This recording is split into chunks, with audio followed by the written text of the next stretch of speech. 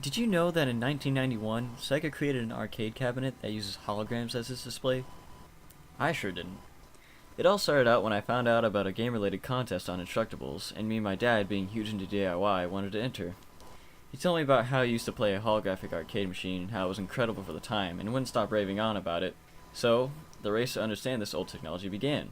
We spent a good portion of a week learning and planning how to accomplish this effect, and we learned that the inside of the cabinet was a CRT monitor, a mirror, and a blacklight to create the image. We then had to come up with a way of making a mirror, initially thinking it was a normal conventional mirror. Ideas were tossed around about using some highly reflective chrome on plastic or glass, until we found some mirror spray paint that we found out made a good mirror effect if used on the backside of what we wanted reflective. So, next was to buy something that we could turn into a concave mirror, which happened to be an acrylic dome. We cut the dome in half and put about 5 coats of the stolen mirror effect on, only to find out that it didn't quite do the job. It wasn't until later we realized after reading the manuals that there are instructions for the cabinet owners to spray the backside of their mirrors, which were actually glass domes, with gloss black spray paint. Well, lesson learned, and we also learned that vegetable oil is good for removing spray paint from acrylic.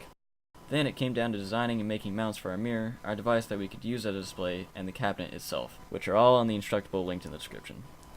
We use the CNC for most of our cuts, but this can be recreated with hand tools, albeit a lot more difficult.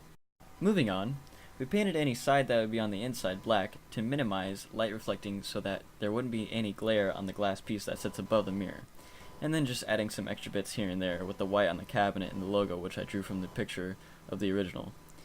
Then we set it up, making sure to keep the angle of the mirror at 82 degrees, as that's how they angled it in the old cabinet, taking care not to scuff or scratch the mirror, the glass, or my then laptop, now tablet, that we were using as a display. Adding a light shield, which we just painted a piece of cardboard black for the time being, and then we turn it on, and voila! We have holograms. Of course, the effect is a lot better in person, but it's a fairly well-functioning projection. There are some imperfections with the dome we got, where it was warped in some places, but I think it's bearable. You can get some pretty cool effects with this as long as what you're displaying has a black background. We found a couple other videos that work pretty well with it, like this one.